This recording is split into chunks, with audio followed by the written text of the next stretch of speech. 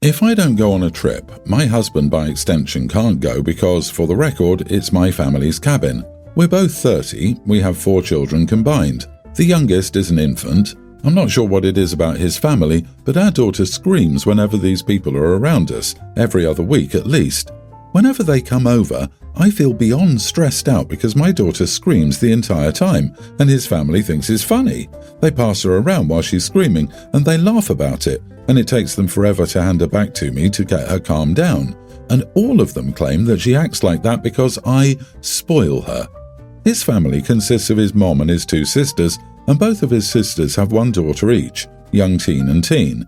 Our daughter doesn't act like this when it comes to anyone else, family, friends, or complete strangers. She loves people, but the second any of my husband's family comes around, she's screaming from when they show up until they leave, unless I physically leave the room with her. Anyway, I needed a vacation. I asked my parents if I could use their cabin for a week next week, and they said yes. My husband, for whatever reason, decided that he wanted his mom to come, and she invited her daughters. So I'm getting text messages saying, what should I bring, and whatever else. I never wanted them to come. I asked my husband why he would invite his family when it was pretty much set in stone that I would have an absolute nightmare of a time because our daughter does not like these people. The whole point of a damn vacation was to relax, not add more stress to it by basically ensuring that our daughter would not be set down for a split second because she was afraid of his family. He said that he thought it would be okay because we talked in the past, pre-baby, about inviting them to the cabin for a family vacation. He said that maybe having our daughter surrounded by all of them for a week would make her like them. I told him I was 100% not okay with that. He needs to tell them that none of them are welcome, even his mother, whom I can't stand to be around due to her constant baby advice. You need to put her down, she acts like that because you spoil her. He said he doesn't feel comfortable telling them they can't go because he already said they could and doesn't want to offend anyone. I snapped and said, either tell them they aren't coming or me and the kids won't go. Better yet, you can stay home with your family and me and the kids will go without you. He slammed the door to his office and now not speaking to me. Am I the idiot? He says that I'm deliberately cutting his family out and have been since the baby was born. Honestly, I feel like cutting his family out because it stresses me out having a baby scream for hours whenever they come here. I'm tired of it because it's me who has to deal with it. Edit, he makes a habit of doing this. Whenever we go anywhere, beach, park, movies, etc., he invites either his mom or his mom and his sisters and nieces. If he only invites his mom, she'll then invite her daughters. We literally can't do anything without them, and this is how it's been since we moved back to his hometown 2 years ago. I've told him several times that I'm tired of it and don't want them invited to go with us everywhere we go. He doesn't see the issue and tries pulling the, if it was your family you wouldn't mind. But there's zero comparison because I see my family maybe 3 times a year. He even invited his mom here immediately following us leaving the hospital with the baby without telling me, and she invited her daughters. So they all showed up here when my daughter was 3 days old and got angry at me for not being okay with it. Not the idiot. It wasn't his cabin nor his choice to invite his family without asking you first. The fact that he asked his family without prior consultation with you tells me he doesn't care much about how you feel because he doesn't feel your input is necessary when making such decisions. Right? Like, oh, we're going to your family's cabin? I'll invite my family. Huh? Why would I ask you if that's okay? Completely intentionally oblivious. I completely understand why she's not his first wife, and I wonder how many more he'll have after her. And speaking of raising a spoiled child, mother-in-law sounds like she did that herself and can't criticize.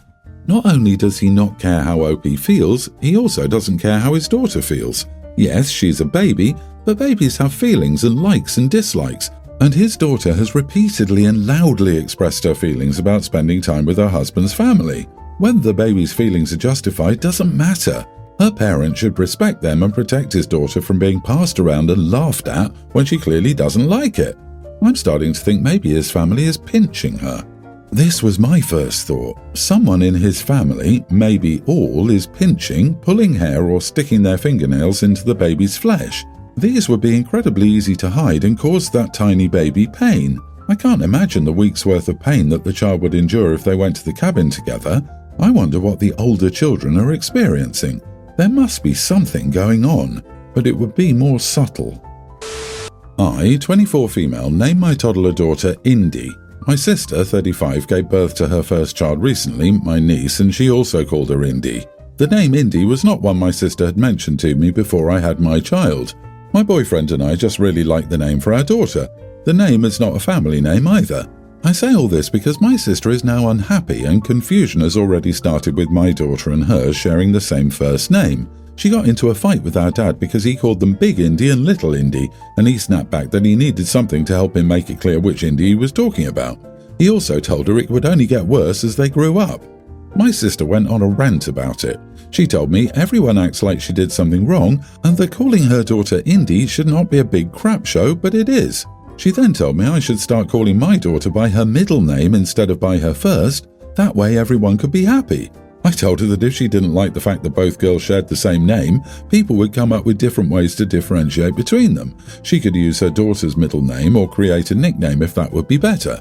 But I told her I would not change what I call my daughter after 2 years because she decided to use the same name for her cousin.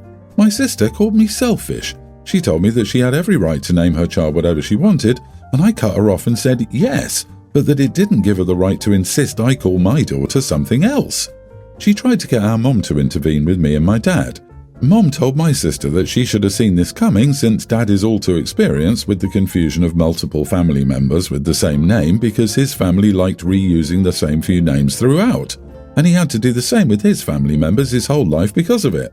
She also told her that I used the name first, therefore if she was unhappy with the name being used twice, it was up to her to change it. My sister claimed I should have been able to sit down and discuss a compromise instead of refusing outright and not engaging more. So, am I the idiot? My sister called me selfish.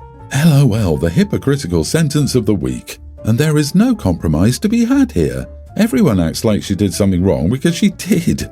She used the same name that you did and expected you to change to suit her. Your family spends a lot of time with each other, so there will always be confusion. And she did this knowing the situation on your dad's side of the family with multiple uses of name. Not the idiot at all, OP. I think it's hysterical that she's calling you selfish when she's the one who's causing all the problems and being demanding. Your comebacks to her were perfect. Your mom's right. Your sister should have seen this coming. It's not your responsibility to clean up her mess by changing your daughter's name. She's the one who needs to come up with a solution if she's so bothered by the confusion. You've done nothing wrong, and it's unfair for your sister to pressure you. Your sister needs to grow up and accept the consequences of her own actions. I, 29 male, and my wife 30 have been together for 7 years and married for 4. Last year she came up with the idea of an open relationship to try out new things. I said it's not something comfortable for me and would like to stay monogamous. It felt weird because it came out of nowhere. We were doing well and planning to build a family together. After my reply, she insisted a lot. In the end, I decided to give it a try.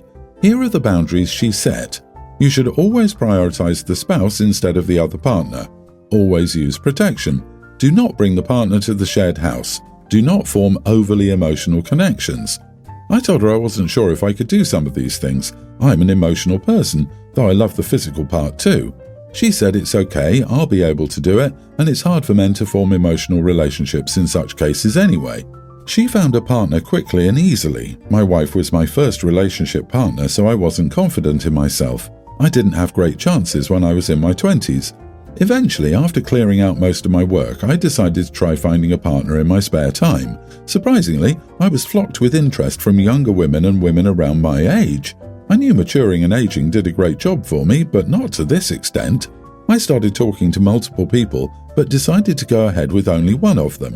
When I shared this information with my wife, she seemed surprised but congratulated me. She said she was shocked at how beautiful this woman was and I was able to get her. It's been 10 months since I found a partner, but the more I got to know them and spent time with them, the more we formed an emotional connection. This woman is aware of my situation and respects my boundaries. I realized I lost my emotional and physical connection with my wife over time. I know one of the boundaries was about emotional connections and prioritizing the spouse, but I told her I wasn't sure if I could comply with some of these. I had a difficult talk with my wife last week about my situation. She immediately offered to close the relationship and go to couples counseling, but I'm not interested, to be honest. She feels no different than a friend to me. I'm afraid I built resentment for her due to the open relationship situation. I told her it would just extend the misery for me and I would like to have a divorce. She flipped and cried, saying I was throwing everything away just for a fling. Am I the idiot here? Not the idiot. A story as old as time. She dug her own grave here, and she already had someone in mind, which is why she pushed for it. You didn't throw everything away for a fling. That sounds like a projection on your wife's behalf, who seemed to have someone lined up very quickly. Yep, and just how much you want to bet that partner she found quickly was lined up already?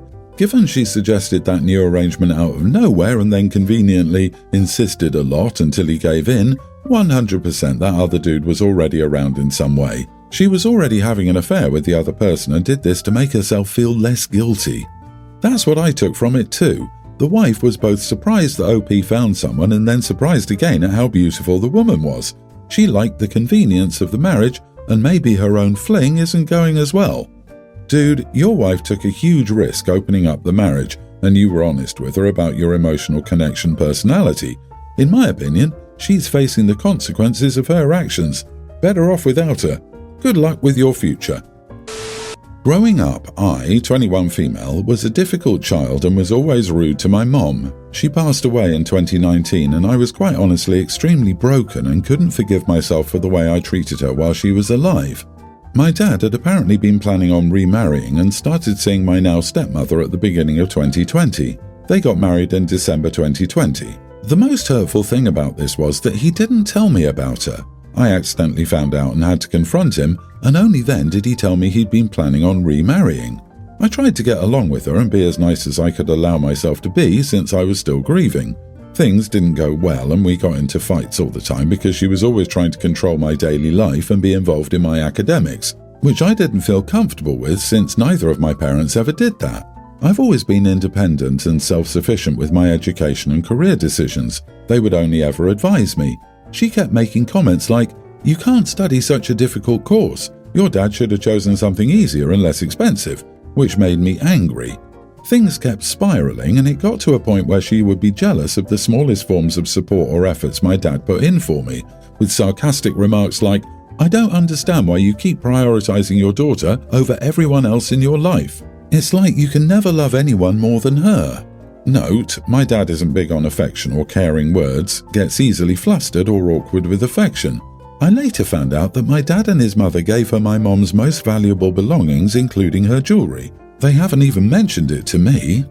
I told him I was upset about it and didn't want somebody else to have my mom's belongings. He said those things were bought with his money and that I'm not old enough to worry about them. The fights got worse and she would blame me every time for wasting my dad's money. I was telling him what outfit I wanted for my birthday. One time it spiraled out of control and she told me to never eat the food she made and asked me to get out. My dad didn't stand up for me and only dropped me off at my friend's place for the weekend. I told him he was a horrible parent for not standing up for his child and letting his wife treat me this way and that I'd never forgive him for giving up my mom's gold to her. I told him I'd never seen him respect my mom's opinions or wishes and that it wouldn't change the fact that he was a horrible husband just because he supports my stepmother with all her opinions and wishes now. Not the idiot. Your dad sure is one though. You're 21 years old and not old enough to be worrying about these things. You're an adult now. It's fine to go low or no contact with crappy people. However, I'm being petty. Every time you see her wearing the jewelry, say with a snarky voice, "Mom's jewelry looked better on Mom. She had class." Brilliant. Tell her that every time you see her. Your dad has grossly let you down for years, if not maybe your entire childhood. He may be legally fine, but giving your mother's jewelry to his wife was morally wrong and just tacky. And I can't imagine taking the jewelry of a woman who passed and left a grieving child. Sounds like your dad and his wife deserve each other, as they're both terrible. I'm sorry you're going through this. Please keep working hard in school and build a good life for yourself. Eventually, you'll never have to see these people again. My boyfriend and I have been together for 2 years. From the beginning, I was upfront about wanting a long-term relationship and probably marriage in a few years. He said okay, but never moved the relationship along. I had to bring up that we'd been dating for months and should be exclusive, and he said that it was too early but wanted to move in together. So I never got the sense he wanted to get married despite him saying he did. He will say whatever he thinks I want to hear. He's a salesperson who is very charming and personable, but it's hard to trust him because of those traits as well. He said that marriage is outdated and unnecessary, and men should want to stay in a relationship without a piece of paper. Of course, there is how men get screwed in marriage, and so that's why men don't want it. Recently, a mutual friend got pregnant by her boyfriend of 5 years, and she obviously wants to get married and have the baby in wedlock. He said no, and she and he have been fighting since. She's privately told me that she's considering termination because of this, as he's obviously unreliable. Still, she's scared because she's older. She might not have another chance at having a child. My boyfriend told her she shouldn't pressure her boyfriend into a shotgun wedding if he isn't ready, and that really marriage is meaningless. I'm not surprised he had these views, as I think he does, but he's always denied them. She was pretty upset with what he said, especially as it's a 5-year relationship and clearly not a shotgun wedding. I broke up with him today due to this, and he's been texting me non-stop saying I'm the idiot for not believing him. He says he does want to get married, just not now, and I'm so impatient. Why do all women want marriage, etc.?